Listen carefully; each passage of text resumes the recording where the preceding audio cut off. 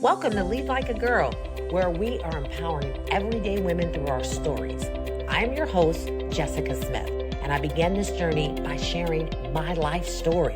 Now, I've joined forces with my longtime friends, Jamie and Coralyn, to keep this party going. We met many years ago as young sales girls in our 20s, driven and quickly rising to the top of our industry. As the years went on, life happened, and we all found ourselves in new companies and completely different industries, still striving for success in it all. Career, family, faith, fun. Now, it wasn't easy, but we never stopped moving. Get ready for our real conversations, inspiring stories, and our big life lessons as we share it all. The good, the bad, and the funny. Welcome to Lead Like a Girl. Hello, and welcome to another episode of Lead Like a Girl. I am Jamie. I'm hosting tonight with my two besties, Coralyn and Jessica. Hi, guys. Hello. Hello. If you have not already, we would love it if you'd subscribe, like, share on any platform. We're on all of the different social media platforms, as well as anywhere you listen to podcasts. LeadLikeAGirlLab.com is our website. And thank you very much for everybody who is already following us. We have a great new marketing person who's been putting out a lot of different clips and things, which are really fun to share, and just fun for us too, to like, some of the things are throwbacks. It's so fun to see somebody else's, because she kind of has an inside perspective, but it's an outside. So just interpreting some of the things that we say and coming up with something brilliant off of whatever crazy train that we're discussing at the moment. Yeah, I know. She makes us sound so good. Jamie, speaking of so good, I love your hair today. You look so nice. Is this a new curling iron here and a new brush? What are we doing? How about I did my hair today? Gold star on taking a shower. There you go. On a Monday. This is why you see this hat on my head. So, it's very cute. It's very cute. Yeah, this is my hobo chic look. Did you call yourself a hobo? That's what I'm told. This Is that the correct term? Was That's that a what my look? kids say, like, oh, mom, what That's is on your Pinterest board. I almost said homo. Hobo chic. Thank you, though. Any of them. Hobo, whatever. It's okay. It's okay. That's okay. Oh, what a great beginning. So, on that note, red light therapy. I know. So for some reason today I was getting ready for this, and out of the blue, I was like, man, I miss those guys. Do you ever do that? Do you ever feel like that? Like all of a sudden, like even though I see Are you guys fishing for compliments right now? Do you guys ever miss me? Do you ever just think to yourself, man, I really wish I could talk to Jamie today? No, I know always. Like once a week, and then I send a text. Yeah, but I just I don't know why. Just today it hit me. I was like, have we talked about this? Like, I wonder if we actually did live in the same city where we could see each other, it'd be like three worlds colliding in some like crazy universe where something just implodes or explodes. One of the things, like maybe we would morph. We'd all end up on the exactly lanai. All of us would have a hobo hat. Okay. Okay, awesome. So you guys, I have a really, really, really great guest for us today. I'm going to introduce you to Rachel. Rachel hi, is Rachel. a friend of mine. Hi. Say hi, Rachel. So she's a business owner in a town right next to me. I want to introduce her here in a second, but I want to tell you guys how I met Rachel first. When I was coaching Girls on the Run, we had a girl who was really, really fast. So we're talking about like a third grader who could run a 5K in like what Rachel, like 23 minutes or something, like 25. Yeah, 22ish or something, 23, somewhere in there. Like very quickly. And you found out she was a gazelle. Yeah, she was so quick. And we were kind of we had like a little bit of a challenge because they have to run with an adult, you know, because you're on a course and you're going through like town and stuff, and so you can't just have like a third grader, fourth grader running around. And I reached out to a couple people that I knew, and I was like, I'm kind of I have a problem here. And a friend of mine, Erin, who also coached, she's like, you got to hook up with my girl Rachel. She lives in the same town. She can do it. So I reached out to her, and was your first question, tell me how fast you can run? Totally. I was like, well, see here, wait, Erin, here's how fast this girl is. Can Rachel do this? And she's like, yes, she's gonna do it. So ended up reaching out to her, and so she came. I don't even know anybody else who would do this, but she showed up, ran with her. And then was it in Iowa City or was it in Cedar Rapids? Was it Iowa City? City. Yeah. Coralville, Yeah, so Iowa City. Yeah. like took a half a Saturday to come run a 5K with this kid that, you know, she'd met like twice or something, and ran with her, which just because, you know, just to be a great That's awesome. person. Well, and And she's sweet. I see her out and about in town, and she's like, "Hi, Rachel. Hi." And I'm like, "Oh." yeah, you're kind of a celebrity at this point. We were having practice after, I think it was after, must have been after that. And Rachel was working out at the playground, like doing pull-ups or something. And my entire Girls on the Run group were like, "It's Rachel." And they're all waving at her and everything else. So that's how I met her. And then one night we were out, Brad and I were at just like a bar in town, just, you know, out for a little bit. And I saw her. And the only way I knew her was from this. I saw her, ran over to her, and I'm like, "Hi," gave her a hug, and now we're friends. And then we became friends. That's generally how I've witnessed you become friends with people. Like, you're very handsy in a nice way. Hugging all the people, and then that just locks in the relationship for And that we'll point be friends forward. forever. That's how Right. it happens. Yeah. Brad's kids were not huggers, and guess who hugs me every time they leave? Okay. You've trained them well. I've trained them well. So that's how I know Rachel. One of the reasons I wanted to bring her on here as a guest is she's a very successful business owner. She owns, we talked about this earlier before you guys got on. Tell me how to phrase it, Rachel. So I own Revive Bodyworks, which I would call more of a health and wellness spa. Yes. So I had a really horrible way of explaining what the brick and mortar place that she owns. Anyway, she owns a really successful one. This was really good timing too, because she just had an open house this last Friday that I attended. So I was actually able to go in there and get a better understanding of all the things that they offer. And there are services that I didn't know anything about. And so if I don't know anything about it, then most people probably don't know anything about it. Like I told you guys, color therapy, like how do lights help you grow hair? You know what I mean? Like, I don't know how any of that works. Have you guys ever been to something like that? Jessica, Coralyn? I probably have, but not where Like I light got too much. therapy or- I probably went for something. I don't even remember, but it sounds familiar where I would say I went. I'm sure it had to do with, stand under this light and you'll lose a pound, or, something like that. Mm-hmm. Yeah. A little exposure, like salt rooms and aromatherapy, which I don't know if that's all everything, but a little exposure. But we're gonna go into this like we know nothing. Right. Okay. Yeah. Sounds Good. good. I mean, Yeah. it's pretty fascinating.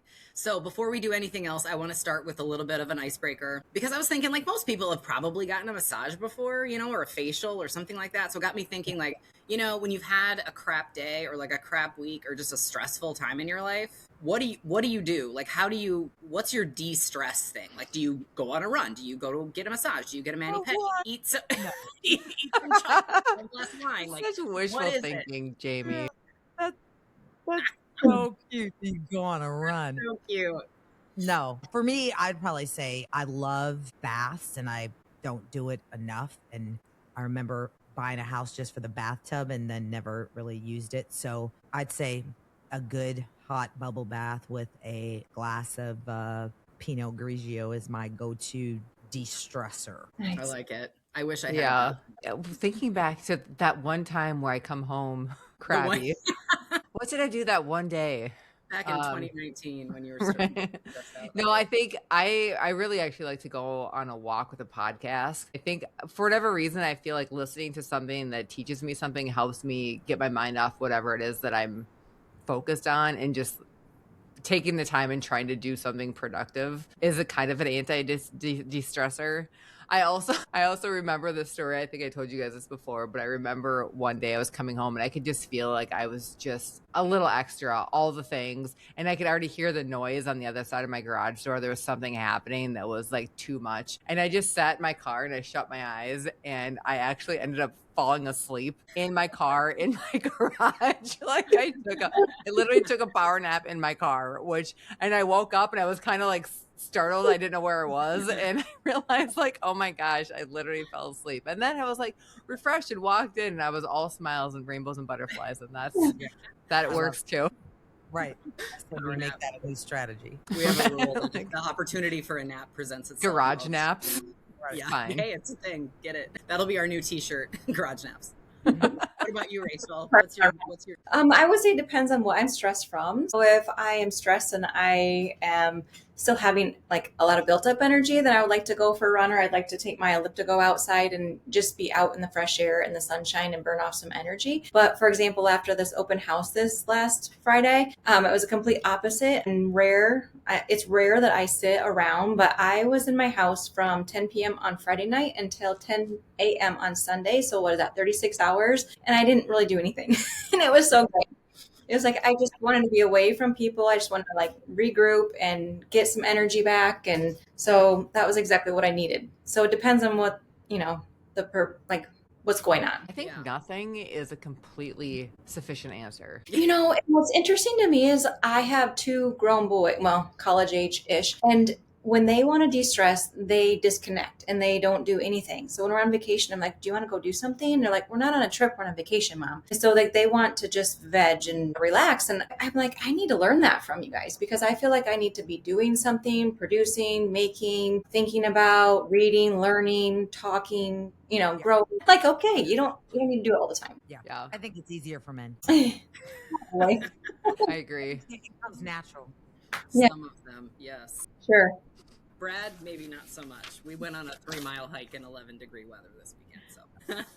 So awesome, you guys. I'm like an outdoorsy person, so that's what I do. Like, I need to get outside. Like, please put the sunshine on me, or give me some fresh air, or let me put my hands in the dirt. Really, that's it. Like, I want to put my hands in the dirt. So just a quick intro to Rachel. Like I said, I told you guys how I met her, but she's got 2 college-age boys. She's got 2 very sweet, cute little dogs. She's very physically active, health conscious. She's a business owner. She's active in the community. I wanted to ask you, I'd love for you, Rachel, to tell us a little bit about your background. But truly, I think this is a common question that we've asked a lot of folks, is just like, we're empowering women with our stories, right? So we want to know, like, at what point did you have the confidence and the desire to start your own business? Like, I don't understand exactly how physical therapy and massage therapy, how that process goes in terms of when you get started and how you start your own business. But I'm really interested in knowing how and when did you decide to do that? And how did you have the confidence to feel like, okay, now I can open my own standalone business? Those are all great questions. So I'm going to go back just a little ways, because it's going to tell you a little bit more about the aha moment of when I knew that I wanted to be a massage therapist. So when I was in high school, I was a freshman. We made it to state and cross country, and my mom, as a gift, as a reward, gave my sister and I each massages. So this gal came to our house, set up her table, we had massages. And I remember laying there thinking, this is kind of cool. I think I could do this. It's something to consider. I knew that I wanted to help people. I had a grandma that had a stroke. And so I knew like what I saw people doing to help her really resonated with me. And so I wanted to do something along those lines. I was thinking healthcare. In my mind, I was thinking, I'm going to go to massage therapy school and it'll be a great part-time job while I go on to college. I'll have this great job that's flexible. I can work around my schooling, all these things. It will give me that foundation to build upon so that I can go on to do something else in the healthcare field. So then I went to Kirkwood Community College in Cedar Rapids, and I did the occupational therapy assistant and physical therapist assistant programs. So I graduated in 3 years with 2 majors, and I worked in that field and I loved helping people, but I found myself feeling drained with it. I didn't feel like I was rejuvenated. I felt like it was stressful to me. Like, I love to help people, but I didn't necessarily like the parameters that were placed on me within the healthcare setting and insurance. And I just felt like sometimes what I wanted and what the company wanted didn't really align with maybe what was best for the patient, or it was sometimes harder to get patients that were either in pain, because I worked in a skilled nursing facility. So they were there and they didn't want to be there, necessarily. They wanted to be at home. And that was our goal, was to get them back home. But, when you're in pain, you don't want to get up and have to walk, or you don't want to have to stretch that. Sometimes people got nasty. Oh my God. Yeah. My dad just got out of that, and they were like, he's so crabby. So anyway. Yeah. And so I rarely have a crabby client who's a massage client. So, one of those things where I can still help people doing massage therapy. But you asked about like, what did that look like and how did I have the confidence to start my own business and why did I do that? I would say 13 years ago, I was working at a facility that I was just burnt out. And I didn't feel like I was fulfilled. I was not having joy when I went home. I was having a hard time being present with my family. And my mom has a saying. It's something along the lines of like, good life is the biggest barrier to a great life or something like that. And so I guess for me, it wasn't that I had confidence, it was that I was miserable. So I knew I needed to make a change. So it was one of those situations where had it been good, I probably would have stuck it out, and just done that because it was good pay. And I kind of, helped people. I mean, I did help people. I was kind of doing what I felt I needed to do, but because it wasn't like on my inside, like I morally didn't feel like it was where I needed to be and like my goals, and just sometimes I just didn't feel like the person had the best care and that I wanted to give them, but I could only do what I could do with the resources that I had. So anyways, 13 years ago, I started my business. So, and I would say like how I was able to do it with a little bit more confidence was keeping my overhead low. So I had reached out to a chiropractor in town, and at that time he was going to be expanding his space. And so he was going to have space available to rent. So I could still have my own business, make my own hours, do my own thing, do my own marketing, but I could work alongside of another business and piggyback off of each other and get known in the community that way. So that's what I did. And that worked out great, but he didn't have a space right away. So before I did that, I started out of my house and just with friends, family, just starting to get the word out there little by little. And then I did that for a few months, transitioned to his space. I was there for, I think, 8-ish years and had a great relationship with that business, with his clients and with him and his wife. But I was at the point where I was getting so busy that I wanted to add another massage therapist. And so I needed a little bit more space because that makes it a little bit more marketable or interesting to somebody and not have to work opposite hours of me. So I found a space within town, and it's a standalone shop. So it has 3 treatment rooms and a couple of other accessory areas. So I love it. I've been there 5 years and I feel like we're ready to grow to the next space. Yeah, it's really cute. It's really, it looks like when you pull in the driveway, it looks so much more when you get in the front door. You know what I mean? Like you look at it and you're like, oh, this looks like, what is this? But it's just very impressive when you walk in the front door, I will say. Back when It sounds like you started off one way and then you outgrew and now you're taking it to another level. So it sounds like there were stages to your journey. For sure. Yes, absolutely. And so like to piggyback on what my mom had said, the good life is kind of a barrier to a great life. It's one of those things where you hear some of the success stories of people where they are at their rock bottom and then they dig their way out just because they have to have that grit and that tenacity to be able to do it. And I wouldn't say I was like, at rock bottom, but I wasn't happy and I recognized that. So I knew I needed to make a change. I feel like that's really common, like that you either recognize it and have to make a change, or you don't recognize it. And then you just like, it carries on a little bit too long, Right. Yeah. Mm-hmm. And they said, go ahead. No, I was going to ask out of curiosity, were you single or married at the Great. time? Yes. So when I started the business, I was married. And that also, I think, gave me the confidence that there was another income coming in that helped with everything. The other thing about that was that he had the health insurance. So that allowed me to not have to have that higher expense for the health insurance. So that's huge. And I recognize that. So I'm still thankful for that. But I would say about 5 years ago, when I expanded to my next space, is when we went through the divorce. And so, yeah. Solo home, like income. Stage of life. New stage of life. Yeah. Yep.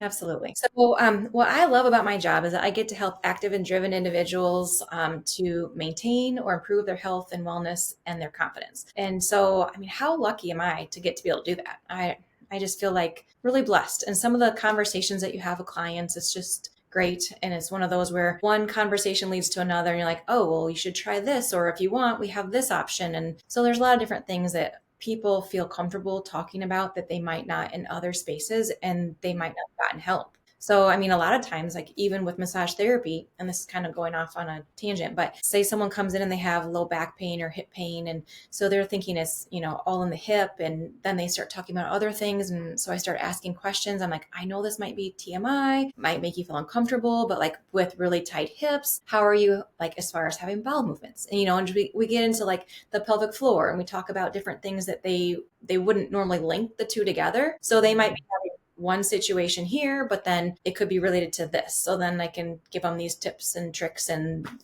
just one thing leads to another. So I feel fortunate and blessed that people feel comfortable and safe and trust what I have to say and will take different ideas into account. It's crazy how related those things could be.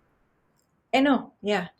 Well, and so sometimes like if you have a weaker core, you engage like your glutes to help hold everything. Or if you've had maybe a baby and you're like clenching everything so that you don't have incontinence. So then you're tightening these other muscles, but then when you're tightening those other muscles, you're not using your core to engage. And so it's a balance of front and back, but then also like the bottom. Yeah. But So when you think about your business and what you offer, yeah. 13 years ago, you talked about expanding in these kind of different stages. How has the business and the offerings evolved over the last 13 years? Like when you first started, we just offered this, and Right. now it's evolved into what is it expanded to in terms of your offerings? Yeah. So when I first started, it was just me. And so I did Swedish style massage. I did cupping massage. And at that time, it was new. It was like when Michael Phelps was just up and coming with the Olympics. So people were starting to see the circles and that sort of thing. And then I added bamboo, which is bamboo fusion. And so that's something new and different in the area. A lot of people had not heard of. And then over time, I added use of essential oils. And then I added the vibrational raindrop technique, which is use of tuning forks, essential oils, prayer, and a little bit of VitaFlex, which is somewhat similar to reflexology. And then as I added another massage therapist, I was able to get him trained or have him learn some of those same things. So then it freed me up to do other things. And then now we've added an esthetician. So we offer facials and body waxing, facial waxing, lash extensions, lash lift and tint, brow wax, laminations, chemical peels, like all these different services. And when we added her, there were other things that I wanted to add, but we didn't really have time to add them. So like the light therapy, the sauna. So as she's growing her client base, it was an opportunity to bring those services in because she could oversee them and get clients started with them. So it's been great to add all of those different modalities in there. I would love for you to tell us about red light therapy. Yeah, So we have a sauna in our house, and there's red light therapy in the sauna, and my husband is always like, you should turn the red light on. I'm like, I don't even know what this does other than give a nice little different ambiance, but I know that this is a hot topic. So tell us like all the things we need to know about red light therapy and why that's a good thing. Okay. So light therapy, what we have is the Saluma LED, which is called a light emitting diode. And with that, it was originally researched by NASA. And so the FDA has cleared it for this particular device to be able to help with low light therapy. And so we'll get fancy with the words photobiomodulation, which is a fancy way of saying the application of light energy to the body to obtain therapeutic benefits. So if we break that down a little bit more, if you think back to like about when you were 6 or 8 and you first started learning about how plants grow. I mean, so it's the light, it's the water, it makes its own food, it turns into oxygen. So then they call that photosynthesis. So then as we get older, we learn further that not only about the photosynthesis, but how when we have that extra energy at the cellular level, like the mitochondria and all the different things that can happen. So like the cell can divide and create two cells that are the same. And then it creates a system where it does that. So it's reproducing cells. So that is what the science is as far as helping to repair, regenerate, whether it's for wrinkles, whether it's for pain, whether it's for, well, there's a lot of different things that you can use it for, like hair restoration, but then also you can use it for body contouring and you can use it for just now. You said body contouring, and she's like, hello. I couldn't believe the hair restoration. Like I saw the before and afters and I was like, what? Lights help you grow hair on your head? Yeah.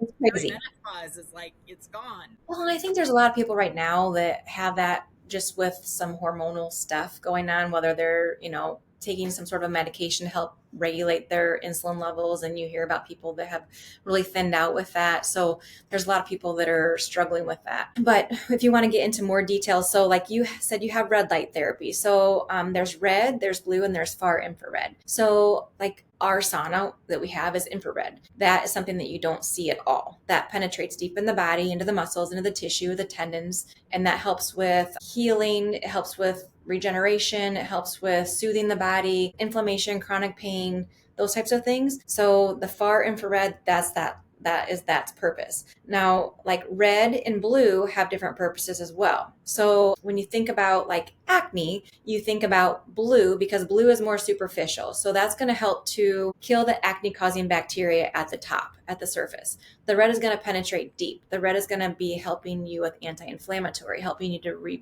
repair, restore, and that sort of thing. So there's a combination of that. And then if you were to look at like body contouring, so if I'm just going to look back at my notes because I don't want to say this wrong, but so like body contouring has 640 nanometers of red light and 880 nanometers of near infrared. So there's a combination. But if you're looking at anti-aging, that combination changes. Or if you look at killing acne, that is a different combination. And then if you look at pain, it's a little variation of that. So we have these devices, but they have different settings or modules to draw in the light waves that we want. So it has to do with the penetration level and has to do with like what cells we want to address. So we talk about it as cell therapy. So if you were going to talk about like body contouring, it says red and near infrared light stimulates adipocytes, which is also known as fat cells. It creates temporary pores in the cell membrane.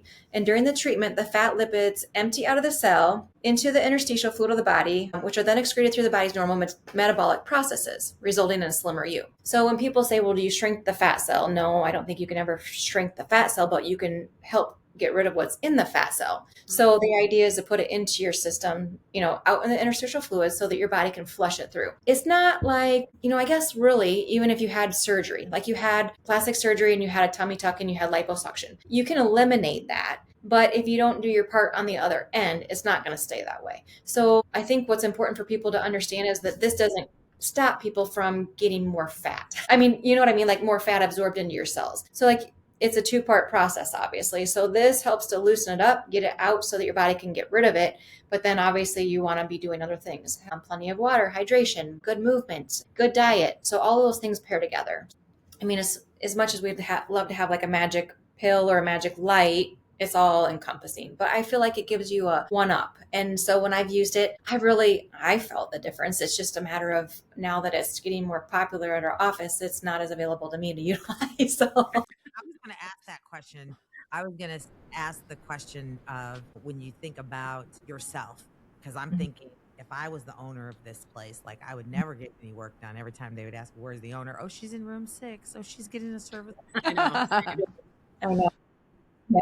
Like, what do you do the most in your place? Like, what's your favorite stuff to do? Okay. Well, recently it's been with the esthetician, Sam. And so we just started adding chemical peels. And so, that has been what I have been focusing more on. And it's a series. And so I'll do that. And it's been fun to see my skin kind of transform. And so if I pair that and then add in some LED, I think that that's really going to help. I don't know if you can tell, but like I have had a history of like hormonal acne. And so I have discoloration around my chin and a lot of ladies have that. And so it's one of those things I'm like, if I can help show people how it's changed my skin, it would be, possibly life-changing or confidence building for somebody else. So, Love it. yeah.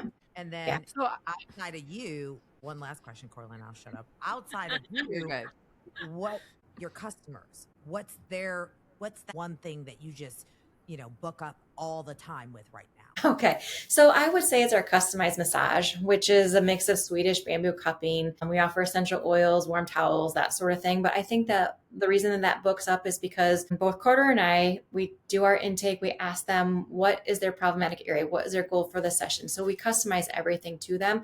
How would you like, we have X amount of time. How would you like us to spend your time to focus on the things that are important to you? And so by asking those questions and like, when are you having the pain? What activities is it? Is it morning? Is it night? We're problem solving to figure out like what muscle groups we want to focus in on. Because like I said earlier, it might be like, they might say that it's their back, but we might figure out it's the front and it's their psoas muscle. And so we need to work on that. And so we have to explain to them why we need to work on that. But I would say that because people typically get results and they feel great, that is our most booked item. So like Carter's about 6 weeks out. I'm about 8 weeks out. So we're looking to hire another massage therapist. So if you're in the what area? I was like, get the word out. Buchanan County of Iowa. In that Iowa area. As we're talking red light therapy, I have seen ad after ad and TikTok video after TikTok video of ladies sitting in their bed with these white masks, the little slits and like red light blaring from their face, sitting in front of a mirror that has red light on it. Just a lot of different homegrown ways to get this. So is there a difference between that and what you offer at your salon, and what is the difference? And Can you also share a little bit about like when you start using these products, how long does it take to see results? How many times do you need to come back for Yeah. Sure. Yeah. sessions? Like, what does that look? Talk to us Those about are like the all great real. questions. Yes. Because I think a lot of times people look at what a service might cost. For example, if you were going to get the full body panel, I don't know if you can see this picture or not, but let me see. So you can see like here is the face panel and here's the body panel. And it's all moldable to the body. And so there's various panels in there. But there again, what I'm talking about is a lot of times people will get red light. It doesn't have red, it doesn't have blue, it doesn't have infrared. So right now we already have 3 different lights compared to 1 light, which is red light. So there's different benefits to it. Saluma has worked very hard to have a lot of research backed behind it. So they're FDA approved, whereas a lot of the other ones can't say we have been shown to restore hair, or we have the studies behind us that show that we can contour and we can help with acne and we can help with anti-aging, wrinkle, and pain. So for example, with the contouring, typically that's like a 3 times a week ish. And so you would want to do a protocol of probably about 4 weeks. And so 12 sessions. And then that is when you would want to reassess and see how you're doing. As far as like the acne, I would say you could do that like twice a week. And so with having the red and the blue, that's great because it's both for anti-inflammatory and it's for healing of the skin. And so if you do that, it varies based on the severity of it. But We can link it. We could do links Yeah, in the show notes also. I don't know if you can see in the brochure, like here is some acne, and then down below it's his restoration, and that was 2 times a week for 5 weeks with no other modalities, no other facials, nothing else. And then for like the anti-aging, the photo in here, it was 2 times a week for 4.5 weeks, so 9 treatments total, and nice change. But like if you're looking at it for pain, or if you're looking at it for bruising, for example, I have a client who she does bodybuilding. And so she loves cupping because it helps her. It helps relieve the discomfort that she's having, but she doesn't want the marks on her body. Let's talk about cupping. Can you tell us what Yeah. that is? Like Yeah. It looks break it terrifying down for us. So instead of an inward pressure with your thumb, with your forearm, like with regular massage, you're applying suction. So you're lifting up on the tissue. So what I like about it is it's lifting up on that layer of skin, but underneath of that layer of skin is called your fascia. So like, do you guys know what fascia is? I'll explain it so that like if our listener doesn't know. So it's a layer between the skin and the muscle, and it's like this all encompassing. It goes from our heads to our toes, and we have nerves, we have circulation that flows through it, vessels, but sometimes that fascia can kind of get stuck down. And so the way I describe it to people is like if you go to the hotel and you have those stupid corners that are tucked way in, you're trying to move your feet underneath of there and you can't, and you take a hold of that sheet and you pull it up, you're like, oh, freedom. It's like that. So when your body is like that, how does that play out in how people feel? Okay. So it might be pain. It might be decreased range of motion. So you might not be able to raise your arms, freely as what you'd like to. It might just feel like an overall sluggish or like a discomfort. So it's different for different people. But when we lift up on that layer of skin, that layer of fascia and that connective tissue, we're allowing more blood flow, more circulation to get to that area. It's almost like if you ever have like a hair tie on your wrist and you lift up on that hair tie and you're like, oh, I can, have circulation again. And you hold up on that hair tie for a while and then you put it down and that hair tie has relaxed. It's kind of that same process with that fascia and with that muscle. You're lifting up, you're stretching it. So like muscles work best when you stretch them over a prolonged period of time. So 20, 30 seconds, So it's not like you're just up and down on it.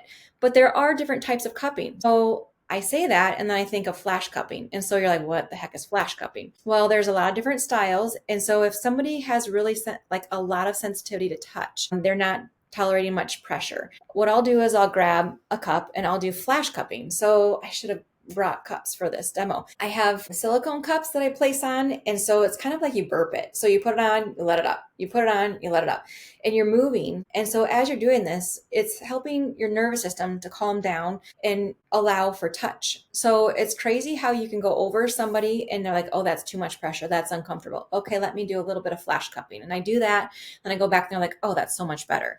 So there's flash cupping, there's stationary cupping where we place the cups on, we leave them on, we go to something else, we come back. And the thing that I like about that is it's prolonged stretching, but it gives me my 2 hands back. So while the cups are on, I can be working on someplace else and I can be getting like a lot more surface area on the body during that same amount of time. It also makes my job, I feel, a lot of times more effective. So I'll go in and I'll assess with my hands, I'll warm up the tissue. I might do some stationary cupping, leave it on for a little bit, move to another area, come back, do some gliding with the cupping after it's even relaxed more. And so if you think about gliding, that's almost like a myofascial release because you're lifting up on that fascia and then you're pulling it with the cup. So it's really kind of cool with the cups because you can put the cups on and sometimes they don't move at all. And you're like, oh, yep, that's for sure. That's a tight, area that we want to work. And they're like, oh, I didn't realize it. I thought it was over here. I'm like, well, that's all connected. So we're going to work on all of it. So it's really fascinating. That's like really fascinating. Yeah. It is. There's so much more to this than I ever realized. And I think I think maybe it was the last podcast that we recorded or maybe 2 ago, I had mentioned that I'm going through I'm going through the same thing that Rachel was talking about at her place. Like I'm doing the chemical peel series. And we took a before picture and well, I'm assuming at the end they'll do an after. So it's going to be kind of fun to see like what the difference is going to be for myself too. But it's very fascinating to look at the before and afters for some of the things that you were just talking about. Like especially the acne scars, like that's really for just having light therapy. Like I can't believe that's a thing. Right. Well, Rachel, thank you so much for being with us today. I know I don't want to take up your whole night. So my takeaway from this is I feel like there's so many options for us to, improve our health in ways that aren't necessarily, Botox and fillers, because I've been getting that for years and years and years. But I've always thought of like facials and massages as just a relaxing type treat. Yeah. But I think I've learned so much more about it and that it can be so beneficial to my health. Right. So, that's kind of my takeaway from this conversation. What do you guys think, Coralyn and Jessica? Yeah, I would just say, Rachel, and this is the last question I'll have. I already said that once, but if someone's looking for some place that is like yours in their area, like is the name of your place, is that typically what you will find at those places? Or is there a recommendation of, if you're looking for a place that offers these things, make sure it's a place that has XYZ in their name, or look for this on their website? What would you say? Well, that's really hard, but I would say that I would go back to people that you like, and you trust and ask them for their recommendations. Because a lot of times, and it's crazy, in our area, you would think that everybody would know who we were, what we do. We've been there for 13 years. There's people that will go by and they're like, oh, I had no idea what was in this shop. So it's one of those things where if you're having that conversation with your friends or your loved ones and you're like, this is what I'm looking for, it's usually someone that knows someone, and that's the best way to find your best fit. Because just when you look at ads, I would say that some of the smaller shops like mine, when I was first starting out, I didn't do a lot of advertising. It was word of mouth. It was networking. It was at my gym. It was going to the PTO meetings. It was meeting people there. It was talking to people at my church. It was coordinating with other small businesses in town. So if you would have gone online to look for it, you would never found it. So we're at a different point, but What's your place? my places. Okay. Good suggestion. I feel like Revive is often I see that name in places like this. So that's why I was like, okay, if you see the word Revive, does that usually mean that they do more than just, massage therapy or anything like that? But maybe that's just a buzzword in the industry. Yeah, I think it's just a lot of times when you think about rest, restore, rejuvenate, revive, all of those buzzwords are so common, I guess, these days. But yeah.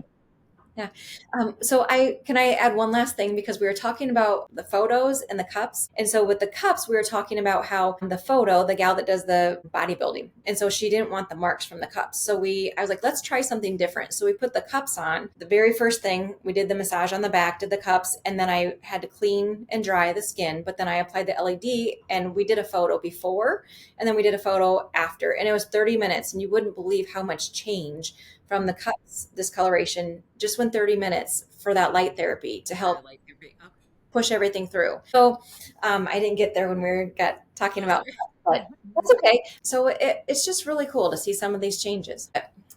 Yeah. Well, it makes me think of, do you guys get massages regularly? I wish I could way more. Yeah. I feel like, well, one, my response is I get a massage when there's an emergency, when my neck is tense. If I had migraines for several times and like several days in a row or whatever. So I feel like this is something like doing massage therapy, doing some of these proactive responses are something that if you're somebody who does a lot, leadership, sometimes tense, a lot of things going on, our bodies just tend to naturally tense up as we're walking through life. So treating yourself and not really even just not even a treat, it's a necessary thing. I just found out, and I'll tell you this, I hope my husband hears this. I found out, I asked him, I said, this was like probably 2 months ago, but he has a standing appointment at a massage therapist, an hour-long massage therapist every month, standing. And I asked him to go pick up our son. He's like, I can't. I got to go to my massage therapist. I'm like, what? You weren't complaining about anything. And he was like, no, I do it every month. And I'm like, my husband goes to massage therapy every month, and I haven't even gotten on that bandwagon. So Yeah, they're better than they permission for everyone. yeah. The other thing I'll add to this funny story is that I remember, this is probably, I don't know, this is several years ago, but I went in and because my neck was tense and everything, and I was working with a massage therapist who also did like deep tissue massage, and he was trying to massage out these knots in my back, and I could not, my back was so ticklish. Like and so it wasn't painful. I just was like so tense that every time he touched me where I was tense, it was like tickle. And so when you're talking about that I'm sure like he didn't know this therapy, but he would just like tap on my back to try to like do something. But I feel like doing something like that, like if you have that like aversion towards massaging when it's like too ticklish or too tense, I think that that's a great thing to look for to kind of ease into really deep tissue massage if your body isn't ready for it. I thought that was something that I'd like to look into. Yeah. Well, and he was probably trying to confuse your nervous system also, like the flash cupping, to help it to be confused so that then it doesn't, register. And sometimes people, when they're in pain, like, I don't know, sometimes I'll laugh before I cry. So it's one of those where you might tickle before it hurts. So our sensations are off just because it's so, tense or tight or pinched or whatever it might be. But yeah. You talk about that sauna, and if you have a good massage therapist, they can give you a couple of ideas for stretches for your neck, so you can avoid your tech neck and avoid your migraines. And you can sit in your sauna with your husband, enjoy some time with him, but then also be working on yourself and stretching out your muscles so that you can, prolong the benefits of the massage therapy in between sessions. There you go. You got a game plan. Right. Okay. Well, thank you guys so much. Thanks a lot, Rachel. Thanks for your time. We're going to wrap up. Again, thank you everybody for listening to us. LegalGirlLab.com is our website. Appreciate everybody who comments and follows us and shares our content. And we will be back next week. Bye. Thank you.